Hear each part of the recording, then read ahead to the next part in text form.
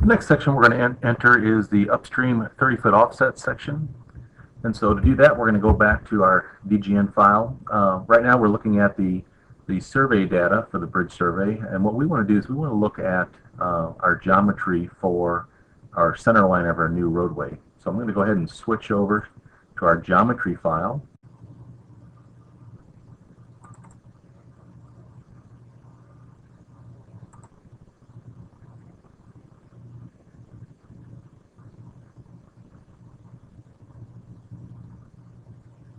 And once we have the file open, we have our center line right going through here, and then we have our two offset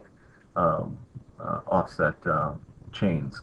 And so what I'm going to do is I'm going to go ahead and rebuild these chains, because I just want to show you how I created them. So I'm just going to select them and delete them. And the tool that I used to create those chains was I went over to Task, my horizontal geometry tools, and then I went down to the one called Single Offset Entire Element. Okay? And so I'm going to offset this 30 foot, the center line, and I'm going to go ahead and mirror it. So now all it is asking for is locate the element. So I'm going to locate my center line chain. I'm going to go to the right, and then I'm going to mirror it, and then that's all you need to do to create those offsets.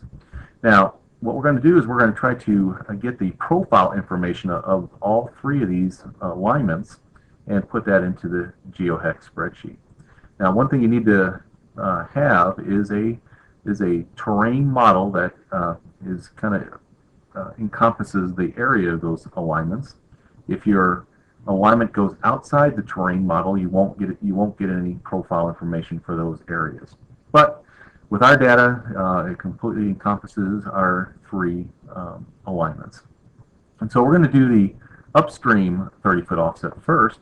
So I'm going to hit F4, and what I'm going to do is I'm going to click on the alignment, and then I'm going to go open up its profile model. Now, if you have a terrain model and it's active, when you open up the profile model, you'll get the existing ground of that element, and that's what we got right there. And so all we're going to do now is we're going to go ahead and export this profile information out via a report and then converting it to an Excel spreadsheet. So I'm going to click on it. I'm going to slide over to report. It's going to open up the following report. Now the point that I want to use is, I believe it's the one above it, which gives us the elevation and northing and easting information, which we want to bring into our GeoHec spreadsheet. So I'm going to go ahead and convert this to an Excel spreadsheet by exporting it.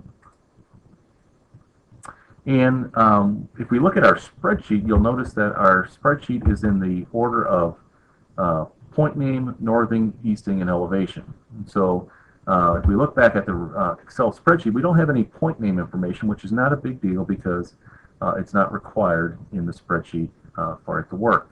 But I'd like to have it in the order of northing, easting, and then elevation. So what I'm going to do is I'm going to select this column and just move it over to there. Now that I got the information in that order, I'm going to go ahead and select it and bring it into the spreadsheet. Now, one thing I want to point out, this report, for whatever reason, lists the points or the information twice. So we got this information, which is identical to this information. Then we got this information, which is identical to this information, and it just continues on down. But again, that is not a big issue with this spreadsheet, because the spreadsheet will first look for duplicates and then remove those duplicates. And then also, we've got a problem with lines in here, but again, the spreadsheet will remove any blank lines up to 5 lines in a row. So I'm just going to go ahead and select the data. And there it is. I'm going to copy it. Again, we're starting with the northing. If I go back to my spreadsheet, 30-foot offset upstream, I'm going to go into the first row of this section. I'm going to go to the northing, and I'm going to go ahead and paste it in there.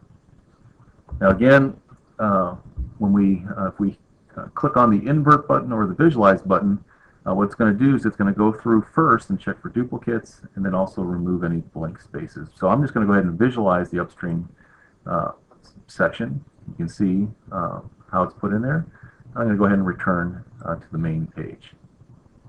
Okay, Now we're going to enter the station value for this upstream 30-foot offset section. And so I'm going to go back to MicroStation. And so what we're going to do is we're going to get the station value of the stream bed where that intersection is between the upper 30-foot offset section and the stream bed.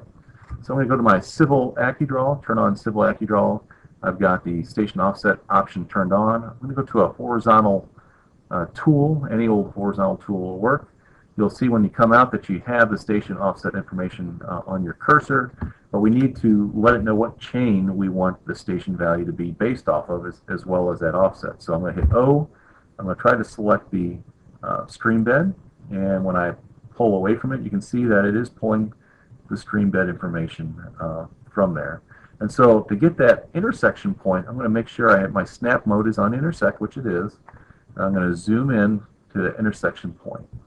And so you can see the value there. It's 35 plus 27.78. So that's the value you're going to want to put in that section station value for the upstream 30-foot offset section. So we're going to go ahead and type that in. That's 35 plus 27.78. Okay, so that's all there is to entering the data into the upstream 30-foot offset section.